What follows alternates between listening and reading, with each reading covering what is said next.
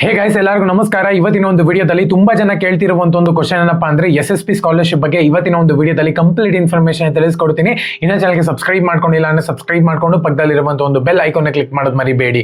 So ಮೊದಲನೇದಾಗಿ ಎಲ್ಲರಿಗೂ ಕೂಡ 4,000 ರೂಪಾಯಿ ಅಮೌಂಟ್ ಅನ್ನುವಂಥದ್ದು ರಿಸೀವ್ ಆಗ್ತಿದೆ ಅಂತ ಹೇಳ್ಬಿಟ್ಟು ಅನ್ಕೊಂತೀನಿ.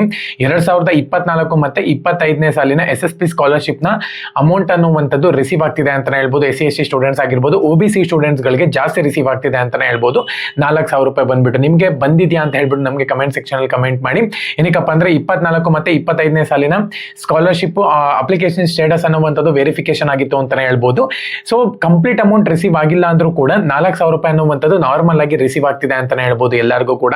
ಮತ್ತೆ ತುಂಬಾ ಜನ ಬಂದ್ಬಿಟ್ಟು ನಮಗೆ ಎಲ್ಲಿ ಬ್ರೋ ಅಮೌಂಟ್ ಅಂತ ಹೇಳ್ಬಿಟ್ಟು ತುಂಬಾ ಜನ ಕೇಳ್ತಿದ್ದಾರೆ. ಸೊ ನಿಮ್ಗೂ ಕೂಡ ರಿಸೀವ್ ಆಗುತ್ತೆ.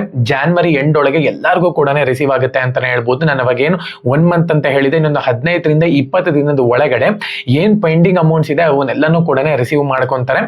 ಏನು ಫಂಡಿಂಗ್ ಅನ್ನುವಂಥದ್ದು ರಿಸೀವ್ ಆಗ್ಬಿಟ್ರೆ ಸಾಕು, ಎಲ್ಲರಿಗೂ ಕೂಡ ನಿಮ್ಗೆ ಇಲ್ಲಿ ಡಿಸ್ಟ್ರಿಬ್ಯೂಷನ್ ಆಗ್ಬಿಡುತ್ತೆ ಅಂತಾನೆ ಹೇಳ್ಬೋದು.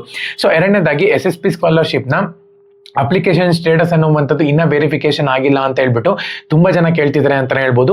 ಅವ್ರಿಗೆ ಫಂಡಿಂಗ್ ಬರಬೇಕು. ಫಂಡಿಂಗ್ ಬಂದಿದ ತಕ್ಷಣ ನಿಮ್ಮ ಒಂದು ಅಪ್ಲಿಕೇಶನ್ ಸ್ಟೇಟಸ್ ನ ವೆರಿಫಿಕೇಶನ್ ಮಾಡ್ತಾರೆ ಅಂತಾನೆ ಹೇಳ್ಬೋದು. ನೀವು ಲೇಟ್ ಆಗಿ ಅಪ್ಲೈ ಮಾಡಿದ್ದೀರಾ ಅಂತ ಹೇಳೋದಾದ್ರೆ ಸ್ವಲ್ಪ ದಿನ ವೇಟ್ ಮಾಡಬೇಕಾಗುತ್ತೆ.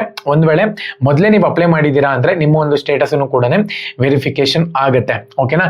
DBT ಪುಷ್ ಅಂತ ಬಂದಿದ್ರು ಕೂಡ ಅಮೌಂಟ್ ಬಂದಿಲ್ಲ ಅಂತ ಹೇಳ್ತಿದ್ರೆ ನಾನು ಹೇಳಿದ್ದೆ ಕಳೆದ ತಿಂಗಳು 1 ಮಂತ್ ವೇಟ್ ಮಾಡಿ ಅಂತ ಹೇಳ್ಬಿಟ್ಟು, ಅವೇಟೆಡ್ ಅಂತ ಬಂದಿದ್ರು ಕೂಡ 1 ಮಂತ್ ವೇಟ್ ಮಾಡಿ ಅಂತ ಹೇಳ್ಬಿಟ್ಟು ಇನ್ನೊಂದು 15 ಡೇಸ್ ವೇಟ್ ಮಾಡಿ ಖಂಡಿತವಾಗ್ಲೂ ಕೂಡ ನಿಮ್ಮ ಒಂದು ಅಮೌಂಟ್ ಕೂಡ ನಿಮ್ಮ ಒಂದು ಖಾತೆಗೆ ಬರುತ್ತೆ. ಮತ್ತೆ ಇನ್ನೊಂದು 4,000 ರೂಪಾಯಿ ನನಗೆ ಬಂದಿಲ್ಲ ಅನ್ನೋರು ಒಂದ್ಸತಿ ನಿಮ್ಮ ಒಂದು ಖಾತೆನ ಚೆಕ್ ಮಾಡ್ಕೊಳ್ಳಿ.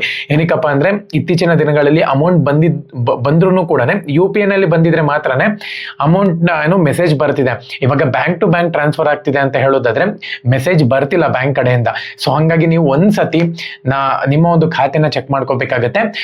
ಚೆಕ್ ಮಾಡ್ಕೊಂಡಿದ್ದೀರಾ ಅಂತ ಹೇಳೋದಾದ್ರೆ ಅಮೌಂಟ್ ಬಂದಿದ್ರೆ ಓಕೆ, ಅಮೌಂಟ್ ಬಂದಿಲ್ಲ ಅಂದ್ರೆ ಒಂದು 15 ಡೇಸ್ ಒಳಗಡೆ ನಿಮ್ಗೆ ಅಮೌಂಟ್ ಅನ್ನುವಂಥದ್ದು ನಿಮ್ಮ ಒಂದು ಖಾತೆಗೆ ರಿಸೀವ್ ಆಗುತ್ತೆ.